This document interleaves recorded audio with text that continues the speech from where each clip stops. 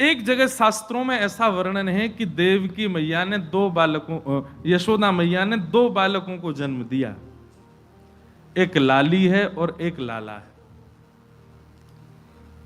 अब प्रमाणित इसके श्लोक भी हैं, वो कल मैं जरूर सुनाऊंगा कि कैसे उसका प्रमाण है।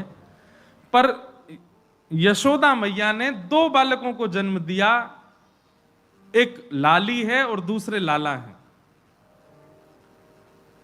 लेकिन वसुदेव जी जब पहुंचे तो ठाकुर जी ने मन में विचार किया कि कहीं वसुदेव जी को लाला दिख गया तो वसुदेव जी मुझे वापस ले जाएंगे। बोले इन पे तो लाला है, फिर काय कुदे में हम अपने लाला को ले जाएंगे।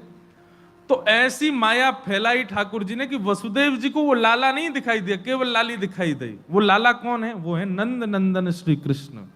और ये जो डलिया में बैठ करके आए ये कौन है? ये देवकी नंदन श्री कृष्ण। अब आप कहेंगे नंद नंदन देवकी नंदन अलग अलग है, नहीं, वो ठाकुर जी का माधुर्य रूप है। और ये जो डलिया में बैठ के आए ये ठाकुर जी के ऐश्वर्य रूप हैं। वो वृंदावन चंद हैं, ये द्वारिकाधीश हैं, ये मथुराधीश हैं। दोनों में कोई अंतर नहीं है, एक ही है। लेकिन केवल वो जो स्वरूप है वो पाद में कम न गच्छति, वृंदावनम परित्यज, वृंदावन छोड़ के एक पग भी बाहर नहीं जाता। वो जो स्वरूप है ठाकुर जी का।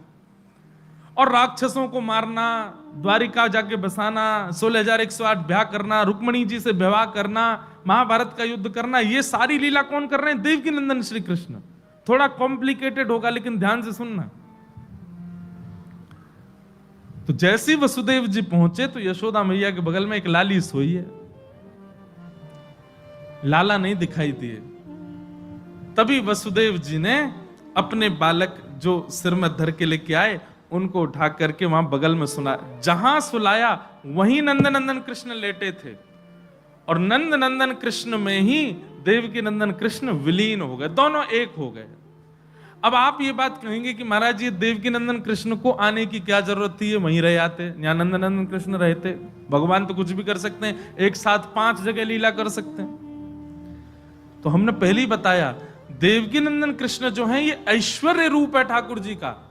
राक्षसों को वध करने के लिए जब भी पूतना आई, अघासुर आए, बकासुर आए, धेनुकासुर आए, जितने भी राक्षस आए वृंदावन में, गिरिराज पर्वत धारण करना, जो भी ऐश्वर्य की लीला करनी थी, तब ठाकुर जी देवकी नंदन कृष्ण बन करके लीला करते थे। लेकिन जब माधुर्य रस में जाना होता था, वेणुनाद करना है, ग्वाल बालों के संग छाक लीला करनी है और गोपियों के संग रास विहार करना है, यमुना क्रीड़ा करनी है, माखन चोरी करनी है, माधुर्य की लीला जब करनी होती है तो ठाकुर जी नंद नंदन बन करके करते हैं। लेकिन जैसे ही राक्षस आ जाता है तुरंत ठाकुर जी अपने ऐश्वर्य रूप को प्रकट करके और उसका वध कर देते हैं।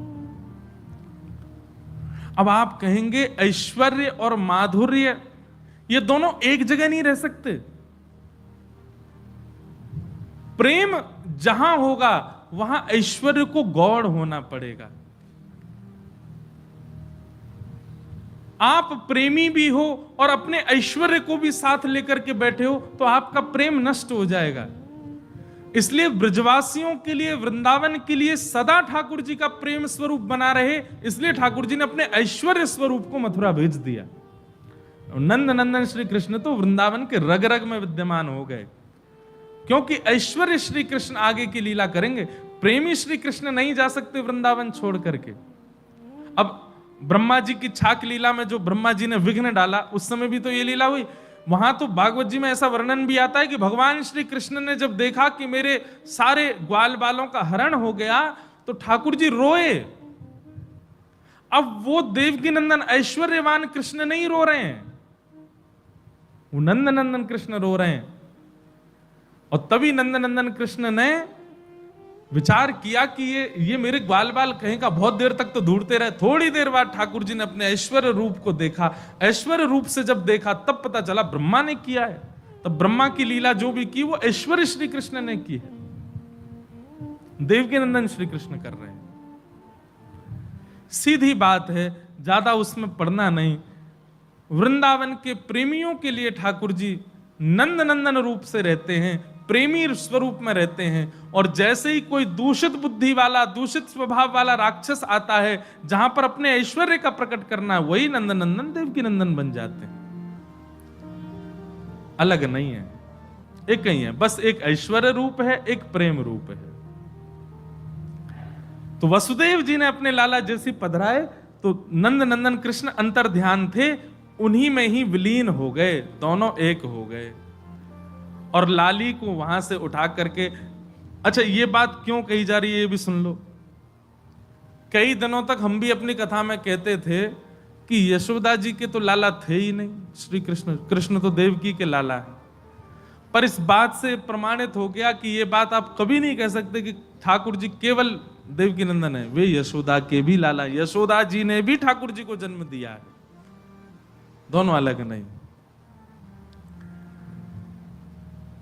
बालिका को लेकर के वसुदेव जी वापस गए, रुदन सुन करके कंस आ गया और कंस ने बालिका को जैसी पटकना चाहा, अष्टभुजी देवी भद्रकाली बन गई और कंस को कह दिया मुझे मारने से क्या मिलेगा, तेरे शत्रु कृष्ण ने तो जन्म ले लिया।